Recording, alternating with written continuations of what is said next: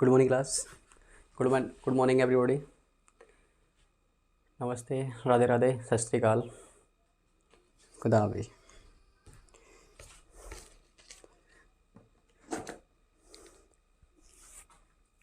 चलिए स्टूडेंट, आज हम 10th क्लास का मैथ स्टार्ट करेंगे। ठीक है, और 10th क्लास के मैथ का सेकंड चैप्टर हम शुरू करने के लिए जा रहे हैं, जिसका नाम है आपका बहुपद, जिसे हम इंग्लिश में पॉलिनोमियल कहते हैं। ठीक है भाई, 10th क्लास का मैथ शुरू कर रहे हैं। सेकंड चैप्टर है हमारा, चैप्टर का नाम है बहुपद, जिसे हम इंग्लिश में पॉलिनोमियल कहते हैं। ठीक है, अच्छी बात है। अब देखिए, बहुपद को हमें अगर तरीके से समझना है, एक अच्छे से समझना है, ठीक है, उसका पूरा बेसिक हमारे पास है, उसको समझने के लिए कुछ हमें बेसिक बातें समझनी होंगी। कुछ हमारे इम्पोर्टेंट पॉइंट हैं, कुछ थ्योरीज हैं, कुछ परिभाषाएं हैं, जिनको हमारे लिए समझना बहुत ही ज़रूरी है बहुपद को समझने से पहले। ठीक है, बहुपद को अच्छे से आप समझना चाहते हैं, इस पर अच्छे से काम करना चाहते हैं, जिससे हमें आने वाले चैप्टरों में भी और ज़्यादा हेल्प मिले। इसलिए हमें क्या होगा, बेसिक जो हमारी कुछ परिभाषाएं हैं, कुछ पॉइंट हैं, उनको समझना हमारे लिए बहुत ही ज़रूरी है। ठीक है, चलिए तो बिना टाइम गवाए स्टार्ट करते हैं। ठीक है, चलिए तो देखिए, हमारा पहला इम्पोर्टेंट पॉइंट तो होता है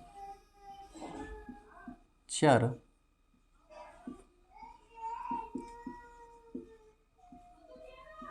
व अचर राशियाँ।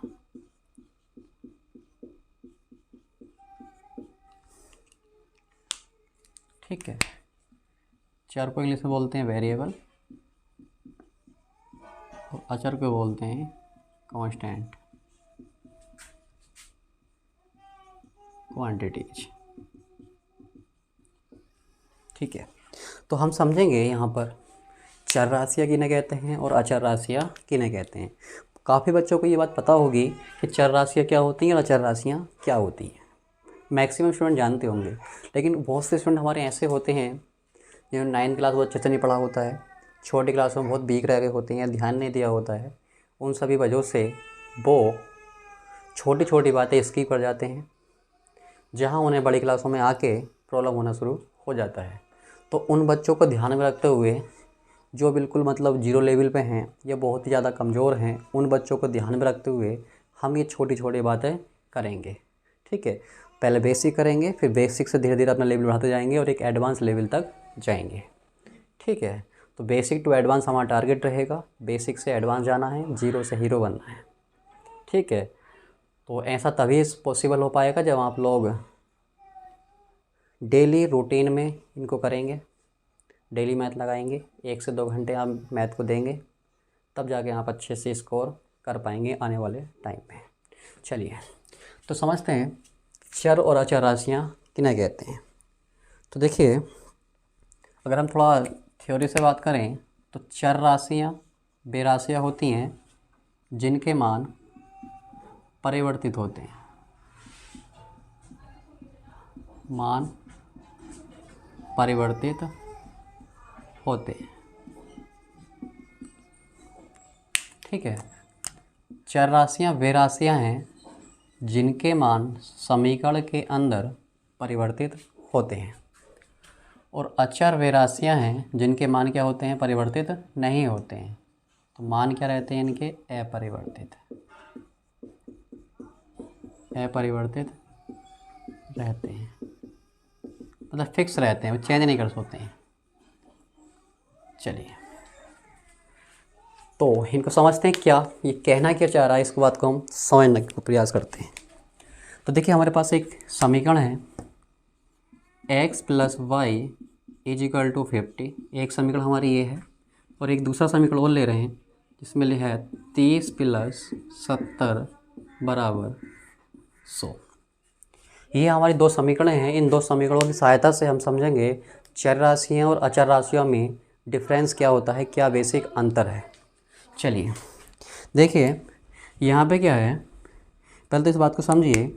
यहाँ पे क्या दिया हुआ है, ये x + y, यानी कि x और y का जो योग है, x और y का जो योग है वो 50 के बराबर है। यानी कि x और y के मान को अगर जोड़ा जाए तो वो कितना आएगा, 50 आएगा। ठीक है, ठीक है, यही तो कहना चाह रहा है ये जो आपका समीकरण वो यही तो कह रहा है कि x और y का जो योग है वो कितना है, 50 है। यानी कि इसका योग 50 हो सकता है, 50 ना तो कम ना 50 से ज़्यादा। क्योंकि आपने अगर इसमें बराबर का चिन्ह लगाया है, ये जो बराबर का चिन्ह लगा वो यही कह रहा है कि दोनों का योग कितना होना चाहिए, 50। ठीक है, अब इस बात को ध्यान में रखते हुए अगर हम x का मान कितना लें, 30, और y का मान लें 20, तो कितना आएगा, 50 आएगा। ठीक बात है। हम x का मान 15 लें और y का मान 15 लें तो कितना आएगा, तो 50 आ रहा है। x को 5 रखें, y 45, तो 50 हो सकता है। आप इसको 40 रखें, इसको 10 रखें तो 50 हो सकता है। तो इस एग्जाम्पल से हम क्या समझ रहे हैं, यहाँ पे हम x और y के मान अनंत मान रख सकते हैं। अनंत मतलब असंख्य मान हमें x और y के यहाँ पर रख सकते हैं 50 बनाने के लिए। तो यहाँ पे क्या है, इस समीकरण के अंदर हम x के मान चेंज हो रहे हैं, x के मान में परिवर्तन हो रहा है, y के मान में परिवर्तन हो रहा है, जबकि समीकरण हमारा एक ही है। तो इस समीकरण को संतुष्ट कराने के लिए, इस समीकरण को सेटिस्फाई कराने के लिए, सेटिस्फाई मतलब यानी कि दोनों का योग कितना करना है, 50 करना है। कि x y के मान कुछ भी रखो, कोई भी वास्तविक संख्या रखो, आना कितना है, 50 आना। तो हम इस प्रकार से x और y के मान यहाँ पे कितने रख सकते हैं, अनंत मान रख सकते हैं। क्लियर है। तो यहाँ पे क्या है, हमारे x और y के अनंत मान हो सकते हैं। इस 50 के आने के लिए हमारे x और y के अनंत मान हो सकते हैं। इसलिए x और y इस समीकरण में क्या है, चर है। अतः x और y चर है। एक मिनट गाइस,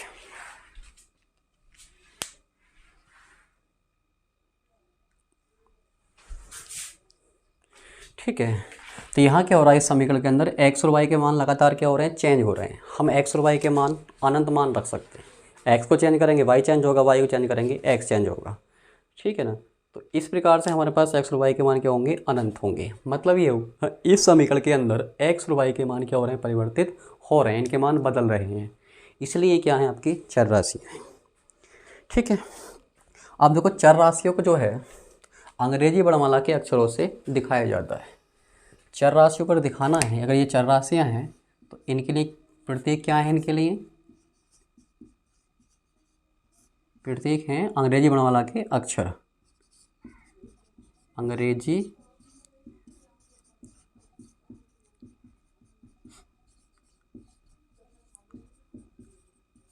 वर्णमाला के अक्षर। ठीक है गाइज। यानी कि A to Z, ए से लेके Z तक कोई भी आप अक्षर यहाँ पे प्रयोग कर सकते हैं। ठीक है।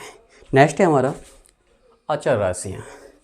अचर मतलब जिनका मान अपरिवर्तित होगा, जिनका मान चेंज नहीं होगा, उनका मान परिवर्तित नहीं होगा। तो देखिए, इस समीकरण में अगर हम आए हैं तो यहाँ पे 30 हमारी एक संख्या है, 70 हमारी एक संख्या है। ठीक है। अब दोनों का योग कितना आ रहा है, 100 के बराबर है। अब इस 100 को करने के लिए मैं 30 को ना तो 29 कर सकता हूँ, ना 30 को 31 कर सकता हूँ। समझ पा रहे हैं। 70 को ना 70 से कम कर सकता हूँ, ना 70 से ज़्यादा कर सकता हूँ, क्योंकि ये संख्याएं हैं, फिक्स मान होते हैं इनके। किसी भी समीकरण के अंदर 30 का मान 30 ही रहेगा। इस मान को आप किसी भी समीकरण में ले आकर रख दें, दुनिया जहाँ हमें किसी भी जगह ले जाएं, 30 का मान 30 ही रहेगा, ये परिवर्तित नहीं होगा। मान लीजिए आपके पास 30 मार्कर हैं आपके पास, और उस 30 मार्कर आपकी जेब में है। ठीक है। अब इसे लेके हम कहीं भी चले जाओ, शर्त यह है कि मार्कर आपके गिरे ना। तो क्या आपकी जेब में 30 ही मार्कर रहेंगे या कम ज़्यादा हो जाएंगे, जगह बदलने से? 30 ही रहेंगे, सीधी सी बात है ना, सब जानते हैं इस बात। ठीक है। तो ये जो संख्या है हमारी, ये संख्या क्या होती है, हमारी अपरिवर्तित होती है। इनके मान नहीं बदल सकते। 30 30 ही रहेगा, 70 70 ही रहेगा, 100 100 ही रहेगा। तो ये तीनों के तीनों जो हैं, ये हमारे क्या हैं, अचर राशियाँ हैं, क्योंकि इनके मान नहीं बदल रहे हैं, फिक्स हैं, जो हैं वही रहेंगे। ठीक है। और अचर राशि जाहिर सी बात है, कुछ हमारी जो संख्याएं होती हैं संख्याएं क्या होती हैं हमारे, अचर राशियाँ होती हैं। ठीक है, समीकरण के अंदर जो हम संख्याएं प्रयोग करते हैं, यूज करते हैं संख्याएं, उन्हीं की क्या बोलते हैं हम लोग, अचर राशियाँ बोलते हैं। जैसे इस समीकरण में हम बात करें तो एक्स और वाई हमारा क्या है, चर है। जो 50 है, ये 50 क्या है, अचर है। ठीक है, ये अचर राशि है क्योंकि ये 50 50 ही रहेगा। आप देख रहे हैं एक्स वाई के मान कुछ भी रखें लेकिन ये 50 ही रहने वाला है। ठीक है, अगर 50 को चेंज कर दिया तो समीकरण आपकी संतुष्ट नहीं होगी, समीकरण बिगड़ जाएगा आपका। ठीक है, तो इस प्रकार से हमने समझा चर राशियाँ क्या होती हैं और अचर राशियाँ क्या होती हैं। चर राशियाँ वे राशियाँ होती हैं जिनके समीकरण में मान परिवर्तित होते हैं, उनके मान बदल जाते हैं या बदलते रहते हैं। ठीक है ना, उन्हें बोलते हैं चर राशियाँ। और अचर राशियाँ वे राशियाँ होती हैं जिनके मान समीकरण में बदलते नहीं हैं, सेम रहते, कोई चेंज नहीं होता उनमें। ठीक है, तो मैं उम्मीद करता हूँ आप लोगों को चर और अचर राशियाँ समझ में आया होगा। ठीक है, अब हम नेक्स्ट टॉपिक पे मूव करेंगे इसके, तो तब तक आप इसका स्क्रीनशॉट ले सकते हैं।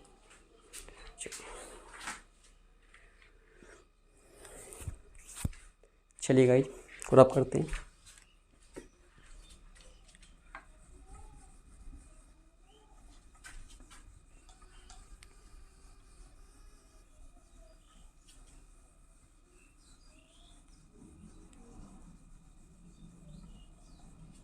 हमारा अगर वीडियो आप लोगों को पसंद आ रहा हो तो आप वीडियो को लाइक करें, सब्सक्राइब करें और अपने फ्रेंड्स में शेयर करें। ठीक है गाइस, यही हमसे आपसे एक गुरु दक्षिणा चाहेंगे कि आप हमारी वीडियो को लाइक, सब्सक्राइब और शेयर करते रहें। ठीक है, चलिए हमारा नेक्स्ट टॉपिक है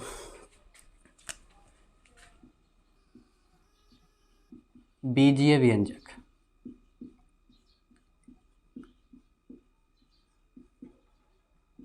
बीजीय व्यंजक, अलजेब्रिक एक्सप्रेशन। चलिए लिख देते हैं, थोड़ा इंग्लिश में चला लेते हैं। Algebraic expression. ठीक है, हिंदी में बोलते हैं बीजीय व्यंजक, इंग्लिश में बोलते हैं अलजेब्रिक एक्सप्रेशन। क्या होता है, पहले मैं इसकी थ्योरी लिख देता हूँ, इस थ्योरी को हम एग्जाम्पल से समझेंगे। गणित में बीजीय व्यंजक एक ऐसा व्यंजक है जो चर, अचर तथा गणितीय संक्रियाएं। अब ये गणितीय संक्रियाएं क्या होती हैं, मैं ब्रैकेट में लिख देता हूँ। जैसे आपका जोड़ना, यानी कि जोड़, घटा, गुणा, विभाग। ठीक है, जोड़ना, घटाना, गुणा करना, भाग करना, ये हमारी क्या होती है, गणितीय संक्रियाएं। तो गणित में बीजीय व्यंजक एक ऐसा व्यंजक होता है, एक ऐसा व्यंजक होता है जो चर, अचर तथा गणितीय संक्रियाओं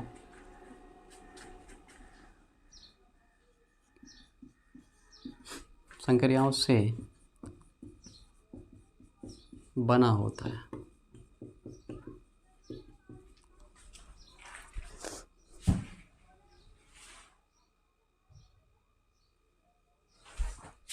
ठीक है भाई, तो हमने इसकी थ्योरी लिख दिया आपके सामने। जैसे कि आप देख रहे हैं, गणित में बीजीय व्यंजक एक ऐसा व्यंजक होता है जो चर, अचर तथा गणितीय संक्रियाओं से बना होता है, बीजीय व्यंजक कहलाता है। जैसे एग्जाम्पल समझते हैं, for example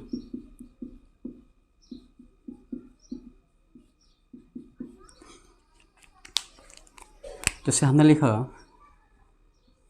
x plus 3y, या लिखा x² प्लस 9x माइनस 3। तो आप इसमें क्या देख रहे हैं, ये जो हमारा x और y है, यहाँ x आया है और यहाँ y आया है। ये क्या है हमारे चर है,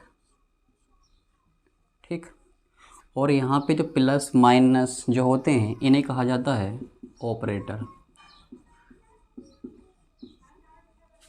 ठीक है। ये ऑपरेटर होते हैं, जब आपके प्लस हो गया माइनस हो गया, ऑपरेटर क्या होते हैं आपके, जैसे प्लस हो गया माइनस गुणा भाग, ये जो हमारे क्या होते हैं ऑपरेटर कहते हैं, ठीक है। तो यहाँ पे चर है अचर है, और आपका ये जो प्लस माइनस भाई जोड़ ही तो रहे हो आप, जोड़ो घटाओ गुणा करो भाग करो, ये सब क्या होती है हमारी गणितीय संक्रियाएँ होती हैं। तो इसमें आपका चर आ रहा है, गणितीय संक्रियाएँ आ रही हैं, ठीक है। और इस वाले में आप देखें तो आपके चर भी है अचर भी है। तो यहाँ पे आपका एक्स स्क्वायर और एक्स जो है ये चर है, 3 जो है वो अचर है, और यहाँ जो प्लस माइनस जो हो रहा है योग हो रहा है, यहाँ घटा रहे हैं, ये क्या हमारी गणितीय संक्रियाएँ हैं, जिन्हें हम क्या बोलते हैं ऑपरेटर भी कहते हैं।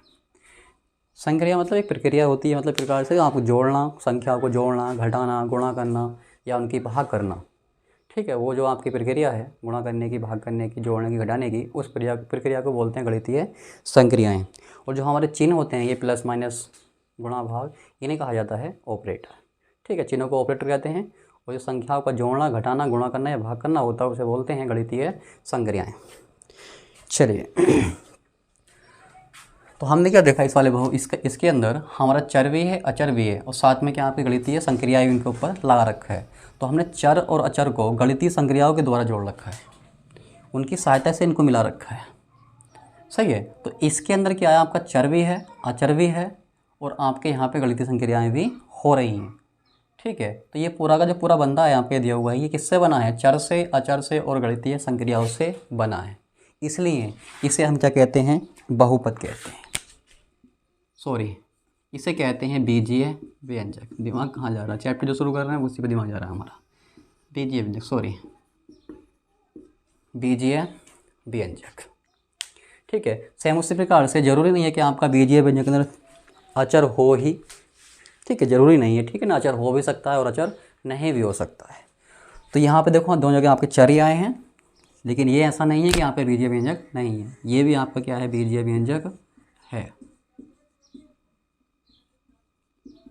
ठीक है। तो इस प्रकार से अगर हम एग्जाम्पलों की बात करें इसकी, तो 2 एग्जाम्पल आपने ये देखे। अब देखो संख्याएं होती हैं, जैसे आपका 2 हो गया 9 हो गया, वर्गमूल में कोई संख्या हो गई, ये भी क्या होते हैं हमारे बीजीय व्यंजक ही होती हैं। भले ही इनमें चर नहीं आ रहा है, गणितीय संक्रियाएं नहीं आ रही हैं, लेकिन इन्हें भी हम क्या बोलते हैं व्यंजक कहते हैं, ठीक है। सेम उसी प्रकार से आपका केवल 3x दिया हो या x स्क्वायर माइनस 9 दिया हो, ठीक है, x की power 3 plus 9x square minus 2x plus 3, इस तरह से कुछ दिया हो और भी, ठीक है। इससे बहुत एग्जाम्पल हो सकते हैं हमारे पास। ये सब क्या है हमारे, या फिर ऐसे और ले सकते हैं हम लोग, कुछ एग्जाम्पल और ले सकते हैं, जैसे x की पावर 1/2 प्लस 3x माइनस 9, या फिर x स्क्वायर माइनस वर्गमूल x माइनस 9। ये सब क्या है हमारे बीजीय व्यंजक है। हमारे चर की घात जो है वो एक पूर्णांक भी हो सकती है, पूर्णांक मतलब पूरा अंक, जैसे 1 2 3 4 5 ये सब क्या होते हैं पूर्णांक होते हैं, या कोई भिन्न संख्या हो सकती है, प्लस में भी हो सकती है और माइनस में भी हो सकती है।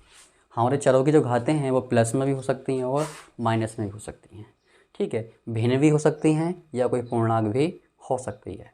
ये सब हमारे होते हैं व्यंजक। क्लियर है गाइज, ठीक है। मैं उम्मीद करता हूँ आप लोगों को यहाँ तक समझ में आया होगा।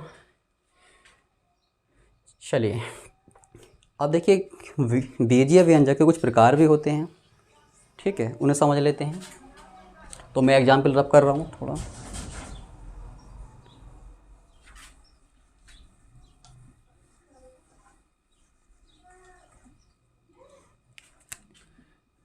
चलिए गाइस अब देखिए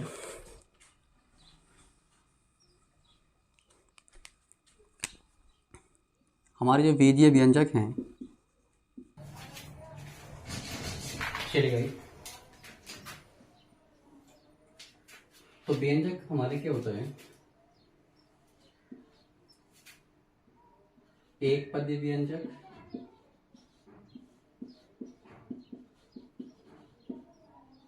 द्विपदी व्यंजक, या इसे बोलते हैं द्विपद व्यंजक। द्विपदी कह सकते हैं, द्विपद कह सकते हैं।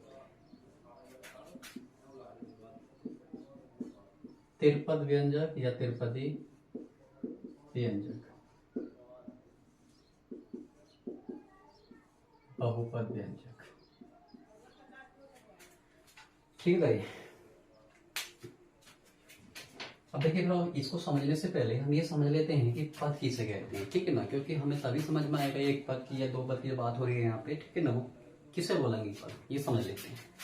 तो देखिए इसको मैं एक एग्जाम्पल से समझाने का प्रयास करता हूँ आप लोगों को। जैसे आपका ये 3x + 9y - 3 है, तो कोई और संख्या ले लेते हैं, 7 है, ठीक है। अब यहाँ पे क्या हुआ है, एक आपका ही चिन्ह आया, ऑपरेटर प्लस आया है, एक ऑपरेटर आपका माइनस आया है, एक प्लस आ रहा है, एक माइनस आ रहा है। तो इन प्लस माइनस से आकर यहाँ पे इन संख्याओं को अलग कर रखा है। ये संख्या का इससे कोई मतलब वो नहीं है, इसका लिंक नहीं है, अलग है। ये संख्या अलग, ये संख्या अलग, और ये संख्या अलग, ठीक है। अगर मैं यहाँ पे 3x के बीच में गुणा का चिन्ह लगा दूं, तब ये एक ही है, अलग नहीं है, ठीक है। या इनके भाग में कर दूं तो ये अलग नहीं है, एक ही है। लेकिन जब प्लस और माइनस आता है, प्लस माइनस जो होता है वो संख्याओं को अलग कर देता है, चरों को अलग कर देता है, ठीक है। तो ये जो अलग अलग आपको संख्याएं दिख रही हैं, जैसे 3x यहाँ पे है, यहाँ पे 9y है, यहाँ पे 7 है, इन्हें कहा जाता है पद, ये पद है, ठीक है। और जैसा कि हम जानते हैं इसमें क्या है, आपके चर आए हैं, अचर आया है और गणितीय संख्याएं आए हैं।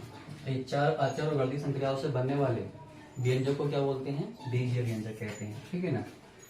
चलिए, तो इसमें कितने पद हैं टोटल, 3 पद, 3 पद होता है। ये एक एग्जाम्पल और समझ सकते हैं हम लोग, जैसे कि 11x² - 3x + 7। यहाँ भी क्या हो रहा है आपका, इन माइनस प्लस ने क्या कर रखा है, 11x स्क्वायर को अलग किया है, 3x को अलग किया है, 7 को अलग किया है। तो इस प्रकार से क्या दिख रहा है हमें यहाँ पर, ये 3 पद नजर आ रहे हैं, एक पद ये, एक पद ये और एक पद ये, ठीक है। ये तो पद अलग अलग है, ये पद है, इसमें भी 3 पद है, ठीक है गाइस। या फिर ऐसा हो सकता है कहीं पे मान लो 3x² और बटे में इसके भाग में 7 आ जाए, अपॉन में माइनस x⁻³ - 9x², या कोई और 9x7, इस तरह से कुछ, ये ठीक है। तो यहाँ भी क्या हो रहा है आपका 3x²/7, तो ये पूरा एक पद है, क्योंकि आपका माइनस ये रहा और प्लस ये रहा। इस माइनस ने इसे अलग किया, इसे अलग किया, इस प्लस ने इसे अलग किया, इसे अलग किया, ये है, इन्हें कहते हैं पद। तो एक पद ये, दूसरा ये, तीसरा ये, यहाँ भी कितने पद हैं हमारे, 3, बस इन्हें पद कहते हैं। अब यहाँ पे क्या है, एक पदी व्यंजक क्या होता है, आप नाम से जाएंगे, ऐसा व्यंजक जिसमें क्या हो, केवल एक पद हो। एक पदी मतलब एक पद, केवल एक पद हो, केवल एक पद। तो जिस व्यंजक में केवल एक पद होता है उसे एक पदी व्यंजक कहा जाता है। जैसे एग्जाम्पल, आपका कोई संख्या हो सकती है 7, 3x हो सकता है, 9y हो सकता है, 7x² हो सकता है। इस प्रकार से बहुत सारे एग्जाम्पल हमारे हो सकते हैं। ये क्या है, सब हमारे एक पदी व्यंजक है, ठीक है। या ऐसा भी हो सकता है, कुछ संख्याएं आपकी 3x²/8 या फिर 7x/11, ठीक है, इस प्रकार से। तो ये भी हमारा क्या है, एक एक पद है। चलिए, नेक्स्ट है हमारा द्विपद व्यंजक। देखो, द्वि का मतलब होता है 2, द्वि का मतलब 2 और त्रि का मतलब 3। तो द्वि मतलब 2, तो ऐसा व्यंजक जिसमें 2 पद होते हैं उसे कहते हैं द्विपद व्यंजक। तो केवल 2 पद या केवल 2 पद वाला व्यंजक द्विपद व्यंजक कहलाता है। ठीक है, दो पद होने चाहिए। नाम से समझ लेना है, नाम से याद रख कर याद रखेगा, आप बहुत ईजी है, कोई बड़ी बात नहीं है इनको याद करना। जैसे हम समझें एक्स प्लस वाई, दो पद आ रहे हैं, एक्स स्क्वायर माइनस 3 दो पद आ रहे हैं, 7x अपॉन 8 माइनस 3 दो पद है, इस प्रकार से आदि। ठीक है, तो यहाँ पे इस प्लस में इनको अलग अलग कर रखा है, तो ये दो पद हैं, यहाँ माइनस अलग अलग किया है, दो पद हैं, यहाँ माइनस अलग किया है, यहाँ भी दो पद है। ठीक है, और दो पद वाले व्यंजक को द्विपदी व्यंजक कहा जाता है। चलिए, बहुत गर्मी हो रहा है, चाइना फैन कौन सा ऑफ है। ठीक है, और इंडोर वीडियो शूट कर रहे हैं तो एकदम रूम के अंदर एकदम बहुत ज़्यादा गर्मी हो रहा है। कोई नहीं गाइस, आपके लिए इतना तो बनता है। चलिए, अब देखिए आपका नेक्स्ट क्या है, त्रिपदी व्यंजक। तो ऐसा व्यंजक जिसमें कितने पद हो, 3 पद हो, 3 पद वाले व्यंजक को त्रिपदी व्यंजक कहा जाता है।